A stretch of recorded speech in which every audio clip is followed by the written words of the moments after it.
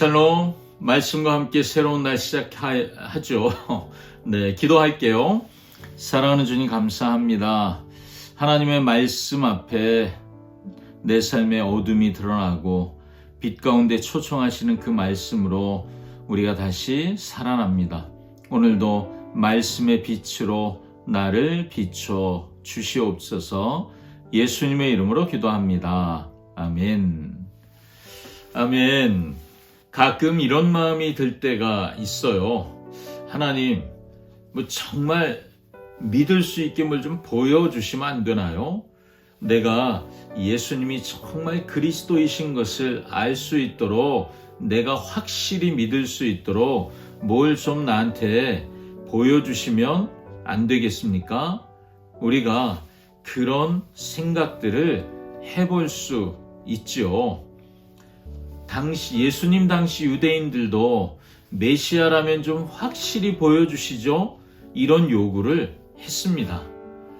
끝없이 의심하며 의심 가운데 계속해서 더 분명한 증거, 이걸 그들이 요구했다는 거예요. 우리도 그렇지 않은가요? 하나님이 우리에게 많은 증거를 이미 보여주셨지만 더 확실한 증거, 그것만 보면 내가 믿을 수 있겠는데 이런 생각 안 하세요? 오늘 본문이 그런 이야기를 들려줍니다. 오늘은 요한복음 10장 22절에서 42절 말씀입니다. 예루살렘의 수전절이 이르니 때는 겨울이라. 예수께서 성전한 솔로몬 행각에서 거니시니 유대인들이 애워싸고 이르되, 당신이 언제까지나 우리 마음을 의혹하게 하려 하나이까? 그리스도이면 밝히 말씀하소서. 내가 너희에게 말하였으되 믿지 아니하는도다. 내가 내 아버지의 이름으로 행하는 일들이 나를 증거하는 것이거늘 너희가 내 양이 아니므로 믿지 아니하는도다. 내 양은 내 음성을 들으며 나는 그들을 알며 그들은 나를 따르느니라. 내가 그들에게 영생을 주노니 영원히 멸망하지 아니할 것이요 또 그들을 내 손에서 빼앗을 자가 없느니라. 그들을 주신 내 아버지는 만물보다 크심에 아무도 아버지 손에서 빼앗을 수 없느니라. 나와 아버지는 하나이니라. 유대인들이 다시 돌을 들어 치려 하거늘 내가 아버지로 말미암아 여러 가지 선한 일로 너희에게 보였거늘 그 중에 어떤 일로 나를 돌로 치려 하느냐? 선한 일로 말미암아 우리가 너를 돌로 치려는 것이 아니라 신성 모독으로 인함이니 내가 사람이 되어 자칭 하나님이라 함이로라. 너희 율법에 기록된 바 내가 너희를 신이라 하였노라 하지 아니하였느냐? 성경은 폐하지 못하나니 하나님의 말씀을 받은 사람들을 신이라 하셨거든. 하물며 아버지께서 거룩하게 하사 세상에 보내신 자가 나는 하나님의 아들이라 하는 것으로 너희가 어찌 신성모독이라 하느냐? 만일 내가 내 아버지의 일을 행하지 아니하거든 나를 믿지 말려니와 내가 행하거든 나를 믿지 아니할지라도 그 일은 믿으라. 그러면 너희가 아버지께서 내 안에 계시고 내가 아버지 안에 있음을 깨달아 알리라. 그들이 다시 예수를 잡고자 하였으나 그 손에서 벗어나 나가시니라. 다시 요단강 저편 요한이 처음으로 세례 베풀던 곳에 가사 거기 거하시니 많은 사람이 왔다가 말하되, 요한은 아무 표적도 행하지 아니하였으나 요한이 이 사람을 가리켜 말한 것은 다 참이라. 그리하여 거기서 많은 사람이 예수를 믿으니라. 아멘. 자, 오늘 말씀의 배경은 수전절이라고 나오죠.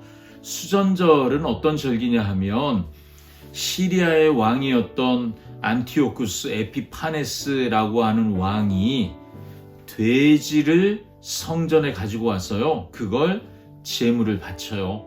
성전을 더럽히려고 작정을 하고 그리고 돼지라는 제물을 들고 성전 안에 들어간 거죠. 유대인들이 격분해서 이 일을 따지고 원위치로 돌리려고 폭동을 일으킵니다.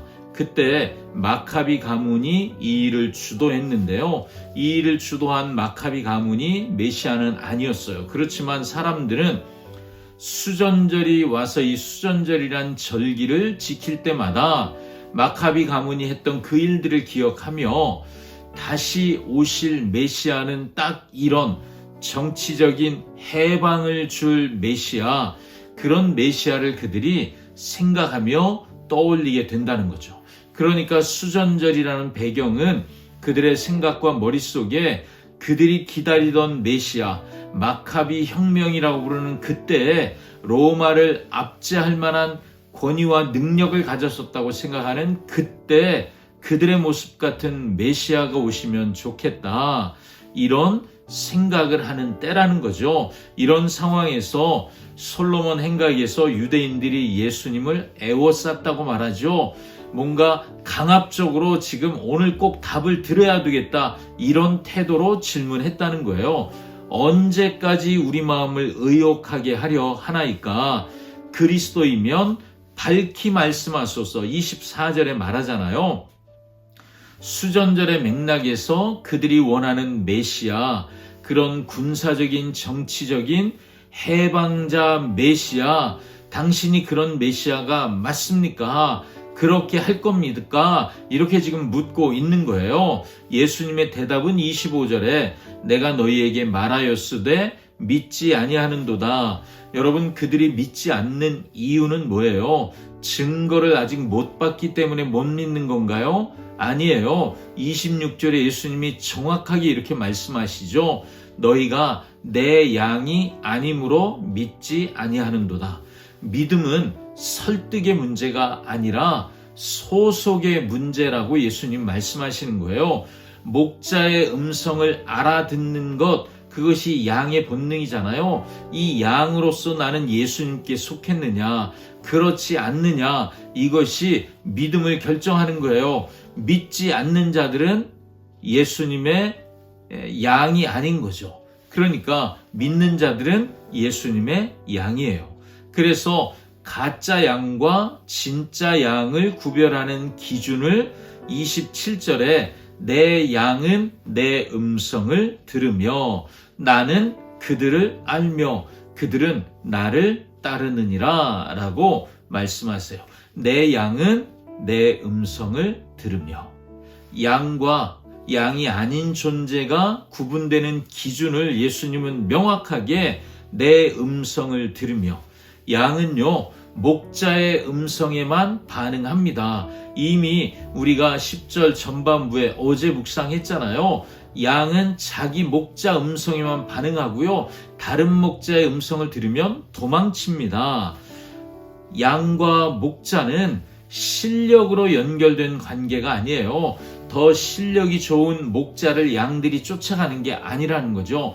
양과 목자는 관계로 연결되어 있습니다. 그 관계의 확실성, 이것이 진짜 양의 모습이고 어쩌면 성도의 모습이라고 할 수 있겠죠. 그리고 양들에게는, 예수님을 따르는 양들에게는 엄청난 약속을 주세요. 28절, 내가 그들에게 영생을 주노니 영원히 멸망하지 아니할 것이요 또 그들을 내 손에서 빼앗을 자가 없느니라. 자, 조금 있다가 또 다른 손이 등장하죠. 여기는 예수님이 내 손이라고 말씀하세요. 예수님이 영생을 주십니다. 양이 열심히 노력해서 얻는 게 아니에요. 은혜로 주어지는 거죠. 영원한 안전, 빼앗을 자가 없는 절대적 보호. 여러분, 이 구원이, 우리의 영생이, 우리의 구원이 안전한 이유는 내가 잘나서가 아니라 예수님의 손이 나를 붙잡고 절대적으로 안전하고 보호하고 지켜주시기 때문이라는 거죠. 그러니까 우리에게는, 예수님께 속한 양에게는 무엇이 있어요? 주님의 손이 붙들고 있습니다. 자, 더 나아가 29절, 그들을 주신 내 아버지는 만물보다 크심에 아무도 아버지 손에서 빼앗을 수 없느니라. 이번엔 누구 손이에요? 아버지의 손입니다. 자, 여러분, 양은 이중으로 보호를 받아요. 어떻게 해요? 목자 예수님의 손, 아버지 하나님의 손, 아들의 손 안에 있고 동시에 아버지의 손 안에 있습니다. 이런 이중의 안전장치가 우리를 붙들고 있다. 여러분, 이게 얼마나 든든합니까? 우리의 구원은요, 빼앗길 수 없습니다. 절대 취소될 수가 없습니다. 자, 나아가 예수님이 30절에 쐐기를 박아요. 나와 아버지는 하나이니라. 유대인들은요, 이 말을 듣고 돌을 듭니다. 이유는 신성모독이었습니다. 그들은 성경에 대한 지식이 없는 사람들이 아니잖아요. 있었죠. 그렇지만 정작 하나님이 보내신 아들은 못 알아보는 영적인 맹인입니다. 예수님은 시편 82편을 인용하셔요. 말씀을 받은 자들도 신이라고 했는데 하물며 하나님의 아들이라고 하는 게 어떻게 신성모독이 되냐. 30절부터 36절 결국 그들은 예수님을 잡으려고 했으나 예수님이 요단강 저편으로 피하시는 것으로 이야기가 마무리됩니다. 그리고 요단강 저편에 있었던 일을 다시 기록을 하죠. 자, 요단강 저편에 어떤 일이 있었죠? 요한이 이 사람을 가리켜 말한 것은 다 참이라 이렇게 말하는 사람들, 그리고 예수를 믿었다. 41절, 42절에 이렇게 말합니다.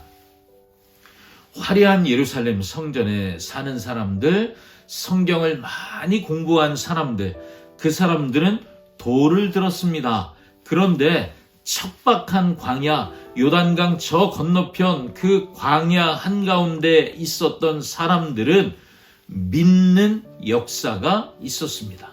믿음의 근거가 무엇이죠? 세례 요한이 이 사람을 가리켜 말한 것은 다 참이라, 다 진짜였다, 말한 그대로다. 이것이 그들의 믿음의 근거라는 거예요. 여러분, 요한은 아무 표적도 행하지 않았습니다. 그런데 예수님에 대해 말한 증거가 그들에게 믿음의 힘이 되었습니다. 표적보다 강력한 것이 있어요. 진실한 증언이죠. 화려한 기적은 없어도 진리를 말하는 것, 그것이 강력한 증언이 되는 것을 우리가 배우게 됩니다. 자, 이 말씀을 요한 공동체가 읽고 있잖아요. 그들은 이런 생각을 하게 되죠. 구원의 확신을 갖습니다. 쫓겨났어요. 핍박당하고 있어요. 그런데 내 손에서 빼앗을 자가 없다. 언제 죽을지 모르는, 언제 들이닥칠지 모르는 로마 군인들의 위협 앞에서 아버지 손에서, 그리고 주님의 손에서 빼앗을 수 없다. 이 말씀이 구원의 소망과 확신을 갖게 합니다. 두 번째는요, 우리의 들지 않은 양에 대해서 우리 어제 묵상했잖아요. 10장 16절에 그것이 확장돼요. 그들은 이방인들과 함께 있잖아요. 그런데 이제 요한을 따르는 제자들, 요단강 저 건너편에 있는 많은 사람들이 믿기 시작합니다. 유대교 중심부에서는 믿지 않아요. 그런데 하나님의 구원의 역사는 계속 변방으로 확장되어 가는 거죠. 세 번째, 세례 요한이 그들의 모델이 되는 거예요. 아무 표적도 행하지 않았어요. 그렇지만 말한 것은 진짜였다. 요한의 증언이 그들에게 도전이 됩니다. 요한 공동체도 사명을 깨닫는 거죠. 우리가 핍박 중에도 고난당하지만 우리가 사람들을 예수 그리스도에게 인도하는 방법은 하나뿐이구나. 믿음의 증거. 우리도 마찬가지죠. 여러분, 믿음으로 선포하십시오. 그것이 사람들을 예수님께 인도하는 방법입니다. 그래서 우리가 말씀을 묵상하며 이렇게 적용해 볼까요? 사람들은 끊임없이 증거를 보여달라고 해요. 밝히 말하라. 오늘 유대인들도 그렇게 말하잖아요. 예수님을 찾아와 밝히 말하라. 네가 메시아냐? 그런데 이미 주어졌다. 이미 말했다. 예수님이 그렇게 하시잖아요. 여러분, 우리도 마찬가지예요. 이미 기록된 말씀, 이 말씀, 묵상하는 말씀 앞에 무릎 꿇는 사람, 그 사람이 지금 필요합니다. 저도 여러분도 말씀 앞에 무릎 꿇지 않으시겠습니까? 구원의 확신이 흔들리시나요? 여러분, 뭐 어떤 증거가 필요하세요? 내가 안전해야 된다고 생각하세요? 오늘 말씀드렸잖아요. 주님의 손이, 아버지의 손이 우리를 붙잡고 계십니다. 우리는 주님의 손이 놓칠 수 있는 틈이 없어요. 완벽한 구원의 은혜 속에 있습니다. 그런데도 불안이 밀려오는 날이 있지요. 여러분, 그때 말씀으로 진리로 말하십시오. 빼앗을 자가 없다. 예수님이 이렇게 하신 말씀을 선포하십시오. 주님의 손에서 우리를 빼앗을 자가 없습니다. 아멘. 기도하겠습니다. 사랑하는 주님, 세상의 소음 속에서도 주님의 음성을 듣고 따르는 진짜 양이 되기를 원합니다. 구원의 확신이 흔들리는 날도 있음을 인정합니다. 그렇지만 아버지의 손과 예수님의 손이 나를 붙잡고 계심을 기억하게 하시고 그 사랑에서 끊을 수 없음을 확신하는 우리가 되게 하여 주시옵소서. 예수님의 이름으로 기도합니다. 아멘. 아멘. 그 사랑에서 끊을 수 없습니다. 아멘. 샬롬.